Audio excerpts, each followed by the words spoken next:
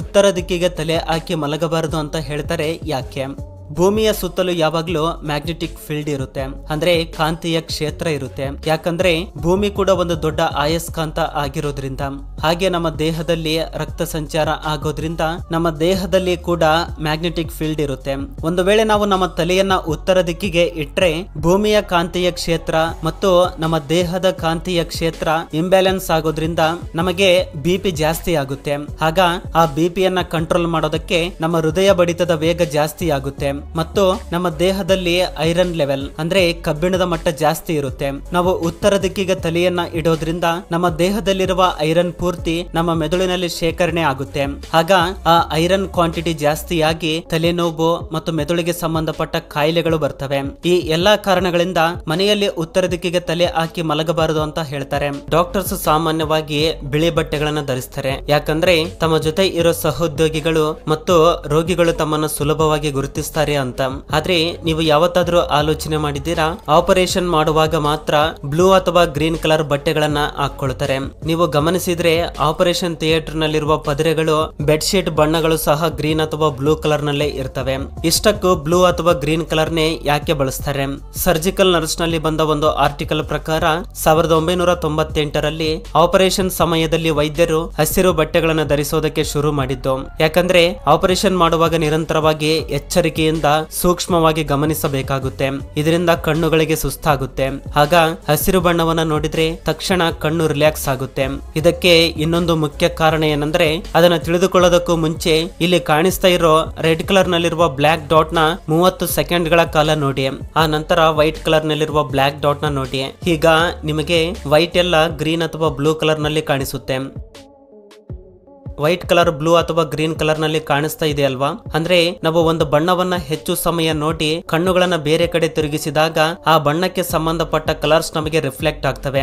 ಅದಕ್ಕೆ doctors operation ನಲ್ಲಿ ಹೆಚ್ಚು ಸಮಯ ರಕ್ತವನ್ನ ನೋಡೋದ್ರಿಂದ ಒಂದು ವೇಳೆ ಅವರು ಬಿಳಿ ಬಟ್ಟೆಗಳನ್ನ ಧರಿಸಿದ್ರೆ ಅವರ ಬಿಳಿ ಬಟ್ಟೆಗಳ ಮೇಲೆ ರಿಫ್ಲೆಕ್ಟ್ ಆಗೋ ಬಣ್ಣಗಳನ್ನ ನೋಡಿ ಕನ್ಫ್ಯೂಸ್ ಆಗ್ತಾರೆ, ಡಿಸ್ಟರ್ಬ್ ಕೂಡ ಆಗ್ತಾರೆ. ಅವರ ಏಕಾಗ್ರತೆ ಕಳೆದು ಹೋಗಿ ಆಪರೇಷನ್ ಫೇಲ್ ಆಗುವ ಸಾಧ್ಯತೆ ಇರುತ್ತೆ. ಆದ್ದರಿಂದ ಆಪರೇಷನ್ ಸಮಯದಲ್ಲಿ ಗ್ರೀನ್ ಅಥವಾ ಬ್ಲೂ ಕಲರ್ ಬಟ್ಟೆಗಳನ್ನ ಧರಿಸ್ತಾರೆ. ನೀವು ಹೆಡ್ಫೋನ್ ಜಾಕ್ ನ ಗಮನಿಸಿದ್ರೆ ಕೆಲವು ರಿಂಗ್ಸ್ ಕಾಣಿಸ್ತವೆ. ಒಂದರ ಮೇಲೆ 2 ರಿಂಗ್ಸ್ ಇದ್ರೆ, ಇನ್ನೊಂದರ ಮೇಲೆ 3 ರಿಂಗ್ಸ್ ಇದ್ರೆ, ಇನ್ನೊಂದರ ಮೇಲೆ ಕೇವಲ ಒಂದೇ ರಿಂಗ್ ಇರುತ್ತೆ. ಇಷ್ಟಕ್ಕೂ ಅವುಗಳ ಉಪಯೋಗ ಏನೆಂದು ತಿಳಿದುಕೊಳ್ಳೋಣ. ಆಕ್ಚುಲಿ ಈ ಹೆಡ್ಫೋನ್ ಜಾಕ್ ಮೇಲೆ ಒಂದೇ ರಿಂಗ್ ಇದ್ರೆ ಆ ಹೆಡ್ಫೋನ್ ನಿಮಗೆ ಕೇವಲ ಮೊನೋ ಪ್ಲೇ ಬ್ಯಾಕ್ ಸೌಂಡ್ ನ ಮಾತ್ರ ಕೊಡುತ್ತೆ. ಅಂದ್ರೆ ಲೆಫ್ಟ್ ಮತ್ತು ರೈಟ್ ಸೇಮ್ ಮ್ಯೂಸಿಕ್ ಇರುತ್ತೆ. ಅದೇ 2 ರಿಂಗ್ಸ್ ಇದ್ರೆ ಆ ಹೆಡ್ಫೋನ್ ಸ್ಟೀರಿಯೋ ಸೌಂಡ್ ಔಟ್ಪುಟ್ ನ ಕೊಡುತ್ತೆ ಎಂದು ಅರ್ಥ. ಸ್ಟೀರಿಯೋ ಸೌಂಡ್ ಅಂದ್ರೆ ನಿಮ್ಗೆ ಗೊತ್ತು, ಥಿಯೇಟರ್ ರೀತಿ right and left side different effects ಇರ್ತವೆ. ಇನ್ನು 3 ರಿಂಗ್ಸ್ ಇದ್ರೆ ಸ್ಟೀರಿಯೋ ಎಫೆಕ್ಟ್ಸ್ ಜೊತೆಗೆ ಮೈಕ್ರೋಫೋನ್ ಕೂಡ ಆ ಹೆಡ್ಫೋನ್ ನಲ್ಲಿ ಇದೆ ಎಂದು ಅರ್ಥ. ಅಂದ್ರೆ ನೀವು ಆ ಹೆಡ್ಫೋನ್ ನಿಂದ ಫೋನ್ ಮಾಡಿದಾಗ ಮಾತನಾಡಬಹುದು. ಮೊಬೈಲ್ ಫೋನ್ಸ್ ಇಲ್ಲದೆ ದಿನ ಕಳೆಯೋದಿಲ್ಲ ಅನ್ನೋ ಹಾಗೆ ಈಗಿನ ಪ್ರಪಂಚ ನಮ್ಮ ಅವಸರಗಳನ್ನ ತೀರಿಸುತ್ತಾ ಕೆಲವರಿಗೆ ಖುಷಿಯನ್ನ ನೀಡುತ್ತಾ ಇನ್ನು ಕೆಲವರಿಗೆ ಅಡಿಕ್ಟ್ ಮಾಡಿಕೊಳ್ತಾ ಇದೆ. ಆ ರೀತಿಯಲ್ಲೇ ಈ ಮೊಬೈಲ್ ಫೋನ್ ಟವರ್ಸ್ ನ ಯಾವತ್ತಾದ್ರೂ ಗಮನಿಸಿದ್ದೀರಾ? ಈ ಸೆಲ್ ಫೋನ್ ಟವರ್ಸ್ ಮೇಲೆ ಡ್ರಮ್ಸ್ ನಂತೆ ಇರ್ತವೆ. ಅವು ಏನೋ, ಅವುಗಳಿಂದ ಉಪಯೋಗವೇನೋ? ಸಿಂಪಲ್ ಆಗಿ ಹೇಳ್ಬೇಕಂದ್ರೆ ಇವು ಮೈಕ್ರೋವೇವ್ ಆಂಟಿನಾಸ್, ಅಂದ್ರೆ ಪಾಯಿಂಟ್ ಟು ಪಾಯಿಂಟ್ ಟೈಪ್ ಆಂಟಿನಾಸ್. ಇವು ನ್ಯಾರೋ ಬೀಮ್ ಮೆರ್ಸಿ ವೇವ್ಸ್ ನ ಕೆಲವು ಕಿಲೋಮೀಟರ್ ವರೆಗೂ ಯಾವುದೇ ಅಡೆತಡೆ ಇಲ್ಲದೆ ಪ್ರೊಡ್ಯೂಸ್ ಮಾಡಬಲ್ಲವು. ಅದಕ್ಕೆ ಇವುಗಳನ್ನ ಇಡಲಾಗಿದೆ. ನಮ್ಮೆಲ್ಲರ ಮನೆಯಲ್ಲಿ ನಡೆಯುವ ವಿಚಿತ್ರ ಏನಂದ್ರೆ ಸೀಲಿಂಗ್ ಫ್ಯಾನ್ ರೆಕ್ಕೆಗಳಿಗೆ ಧೂಳು ಹಿಡಿಯೋದು. ಇಷ್ಟಕ್ಕೂ ತಿರುಗುವ ಫ್ಯಾನ್ ಗೆ ಧೂಳು ಹಿಡಿಯುವುದು ಹೇಗೆ ಸಾಧ್ಯ ಎಂದು ಯಾವತ್ತಾದ್ರೂ ಆಲೋಚನೆ ಮಾಡಿದ್ದೀರಾ? ಇದಕ್ಕೆ ಕಾರಣ ಏನಂದ್ರೆ ನಮ್ಮ ಮನೆಯಲ್ಲಿರುವ ಮ್ಯಾಕ್ಸಿಮಮ್ ಧೂಳಿನ ಕಣಗಳಿಗೆ ಎಲೆಕ್ಟ್ರಿಕ್ ಚಾರ್ಜ್ ಇರುತ್ತೆ. ಇದರಿಂದ ಒಂದಕ್ಕೊಂದು ಅಟ್ರಾಕ್ಟ್ ಆಗುವ ಗುಣ ಏರ್ಪಡುತ್ತೆ. ಫ್ಯಾನಿನ ರೆಕ್ಕೆ ಫಾಸ್ಟ್ ಆಗಿ ತಿರುಗೋದ್ರಿಂದ ಧೂಳಿನ ಕಣಗಳನ್ನ ಆ ಕಡೆ ಈ ಕಡೆ ಪುಷ್ ಮಾಡ್ತಾ ಇರುತ್ತೆ. ಇದರಿಂದ ಫ್ಯಾನ್ ರೆಕ್ಕೆಗಳ ತುದಿಯಲ್ಲಿ ಸ್ಟ್ಯಾಟಿಕ್ ಎಲೆಕ್ಟ್ರಿಸಿಟಿ ಏರ್ಪಡುತ್ತೆ. ಆ ರೀತಿ ಏರ್ಪಟ್ಟಾಗ ಫ್ಯಾನ್ ತಿರುಗುತ್ತಿರುವುದರಿಂದ ಆ ಸಮಯದಲ್ಲಿ ಯಾವ ಧೂಳಿನ ಕಣಗಳು ಫ್ಯಾನ್ ತುದಿ ಹತ್ತಿರ ಬರ್ತಾವೋ ತಕ್ಷಣ ಅವುಗಳನ್ನ ಅಟ್ರಾಕ್ಟ್ ಆಗಿ ಅಂಟಿಕೊಳ್ತವೆ. ಈ ರೀತಿ ದಿನಾಲು ಫ್ಯಾನಿನ ರೆಕ್ಕೆಗಳ ತುದಿಯಲ್ಲಿ ಹೆಚ್ಚಿನ ಚಾರ್ಜ್ ಏರ್ಪಟ್ಟು ಅಲ್ಲಿ ಹೆಚ್ಚು ಧೂಳು ಹಿಡಿಯುತ್ತೆ. ಮನೆಯಲ್ಲಿ ಬಳಸೋ ಗ್ಯಾಸ್ ಸಿಲಿಂಡರ್ ಕೆಳಗೆ ಈ ರೀತಿ ಸುತ್ತಲೂ ಹೋಲ್ ಇರುವುದನ್ನ ಗಮನಿಸಿರ್ತೀರಾ? ಇವುಗಳ ಉದ್ದೇಶ ಏನಂದ್ರೆ ಏರ್ ಸರ್ಕ್ಯುಲೇಷನ್ ಸರಿಯಾಗಿ ಆಗುವುದಕ್ಕೆ ಸಿಲಿಂಡರ್ ಕೆಳಗೆ ಹೀಟ್ ಜನರೇಟ್ ಆಗದಂಗೆ ಗಾಳಿ ಹೋಗ್ತಾ ಬರ್ತಾ ಸಿಲಿಂಡರ್ ಕೆಳಗೆ ಟೆಂಪರೇಚರ್ ಸಮಾನವಾಗಿರುತ್ತೆ. ಈ ಸಿಲಿಂಡರ್ ಕೆಳಗೆ ವಾಟರ್ ಏನಾದ್ರೂ ಇದ್ರೆ ಸಿಲಿಂಡರ್ ಬೇಗನೆ ಜಂಗು ಹಿಡಿಯುವ ಅವಕಾಶ ಇರುತ್ತೆ. ಈ ಹೋಲ್ ಇರೋದ್ರಿಂದ ಗಾಳಿ ಅದರಿಂದ ಬರೋದು ಹೋಗೋದು ಮಾಡೋದ್ರಿಂದ ಆ ಹೋಲಿಂದ ವಾಟರ್ನ ಆವಿಯಾಗುವಂತೆ ಮಾಡುತ್ತೆ. ಅದರಿಂದ ಸಿಲಿಂಡರ್ ಜಂಗು ಹಿಡಿಯದೆ ಹೆಚ್ಚು ದಿನಗಳವರೆಗೆ ಬರುತ್ತೆ. ನಿಮ್ಮ ಸುತ್ತಮುತ್ತಲಿರುವ ನಾಯಿಗಳನ್ನ ಈ ರೀತಿ ನೋಡಿರ್ತೀರಾ, ಒಂದು ಕಾಲು ಮೇಲೆತ್ತಿ ಸುಸ್ಸು ಮಾಡುತ್ತೆ. ಅದಕ್ಕೆ ಕಾರಣ ಏನು ನೋಡೋಣ ಬನ್ನಿ. ಈ ರೀತಿ ಮಾಡುವುದಕ್ಕೆ ಮೇನ್ ರೀಸನ್, ನಾಯಿಗಳು ಕೆಲವು ಸ್ಥಳಗಳನ್ನ ಆಕ್ರಮಿಸಿಕೊಳ್ತವೆ. ನೀವು ಸೂಕ್ಷ್ಮವಾಗಿ ಗಮನಿಸಿದ್ರೆ ನಿಮ್ಮ ಸುತ್ತಮುತ್ತಲು ದಿನಾಲು ಸೇಮ್ ನಾಯಿಗಳೇ ಕಾಣಿಸಿಕೊಳ್ತವೆ. ಬೇರೆ ನಾಯಿಗಳು ಅಷ್ಟು ಹೆಚ್ಚಾಗಿ ಬರುವುದಿಲ್ಲ. ಅದಕ್ಕೆ ಕಾರಣ ಮನುಷ್ಯರ ಹಾಗೆ ಇವು ಸಹ ಕೆಲವು ಸ್ಥಳಗಳನ್ನ ಆಕ್ರಮಿಸಿಕೊಂಡು ನಿವಾಸಿಸುತ್ತವೆ. ಆ ವಿಷಯ ಬೇರೆ ನಾಯಿಗಳಿಗೆ ತಿಳಿಯಲು ಯುರಿನ್ ಈ ರೀತಿ ಸ್ವಲ್ಪ ಎತ್ತರವಿರುವ ಪ್ರದೇಶದಲ್ಲಿ ಒಯ್ಯುತ್ತೆ. ಇವುಗಳ ಯುರಿನ್ ನಲ್ಲಿ ಪೊರೋಮೋನಸ್ ಅನ್ನೋ ಸೂಕ್ಷ್ಮವಾದ ಸೇಂಟ್ ಪಾರ್ಟಿಕಲ್ಸ್ ಇರ್ತವೆ. ಆ ಸೇಂಟ್ ಸ್ಮೆಲ್ ನ ಕಂಡು ಹಿಡಿಯುವ ಮೂಲಕ ಆ ಏರಿಯಾದಲ್ಲಿ ಈಗಾಗಲೇ ಬೇರೆ ನಾಯಿಗಳು ಇದ್ದಾವೆ ಎಂದು ಆ ಕಡೆ ಹೋಗದೆ ಜಗಳ ಬರದ ಹಾಗೆ ನಾಯಿಗಳು ಎಚ್ಚರಿಕೆಯಿಂದ ಇರ್ತವೆ. ಇದು ನಾಯಿಗಳಿಗೆ ಒಂದು ಕಮ್ಯುನಿಕೇಶನ್ ರೀತಿ ಯೂಸ್ ಆಗುತ್ತೆ. ಬೇರೆ ನಾಯಿಗಳಿಗೆ ಈಸಿಯಾಗಿ ತಿಳಿಯಲು ಈ ರೀತಿ ಸುಸ್ಸು ಮಾಡ್ತವೆ. ಅದಕ್ಕೆ ಒಂದು ಕಾಲು ಎತ್ತಿ ಸ್ವಲ್ಪ ಮೇಲೆ ಒಯ್ಯುತ್ತೆ. ಏಕೆಂದ್ರೆ ಯಾವುದಾದ್ರೂ ವಸ್ತುಗಳ ಮೇಲೆ ಸುಸ್ಸು ಮಾಡಿದ್ರೆ ಆ ಸ್ಮೆಲ್ ಹೆಚ್ಚು ದಿನಗಳವರೆಗೆ ಇರುತ್ತೆ. ಅದೇ ನೆಲದ ಮೇಲೆ ಆದ್ರೆ ಮನುಷ್ಯರ ಅಥವಾ ಬೇರೆ ಜೀವಿಗಳು ನಡೆದಾಡುವುದರಿಂದ ಸ್ಮೆಲ್ ಹೋಗುವ ಚಾನ್ಸ್ ಇರುತ್ತೆ. ಮತ್ತು ನಾಯಿಗಳಿಗಿರುವ ಅತಿ ಮುಖ್ಯವಾದ ಟ್ಯಾಲೆಂಟ್ ನಮ್ಮೆಲ್ಲರಿಗೂ ಗೊತ್ತಿರುತ್ತೆ, ಅದೇ ಸ್ಮೆಲ್. ಅಂದ್ರೆ ವಾಸನೆಯನ್ನ ನೋಡಿ ಕಂಡು ಹಿಡಿಯುವುದು. ಮನುಷ್ಯರಿಗಿಂತ 40ರಿಂದ 1,00,000 ಪಟ್ಟು ಹೆಚ್ಚು ವೇಗವಾಗಿ ಸ್ಮೆಲ್ ನೋಡಿ ಕಂಡು ಹಿಡಿಯಬಲ್ಲವು. ಮನುಷ್ಯರಿಗೆ ಮತ್ತು ನಾಯಿಗಳಿಗೆ ಇಷ್ಟು ವ್ಯತ್ಯಾಸ ಯಾಕಿದೆ ಅಂದ್ರೆ, ಬೀದಿ ನಾಯಿಗಳು ಒಂದು ರೀತಿಯ ವಾಸನೆ ನೋಡಿ ಕಂಡು ಹಿಡಿದ್ರೆ ಪೊಲೀಸ್ ನಾಯಿಗಳು ತುಂಬಾ ವೇಗವಾಗಿ ಕಂಡು ಹಿಡಿಯಬಲ್ಲವು.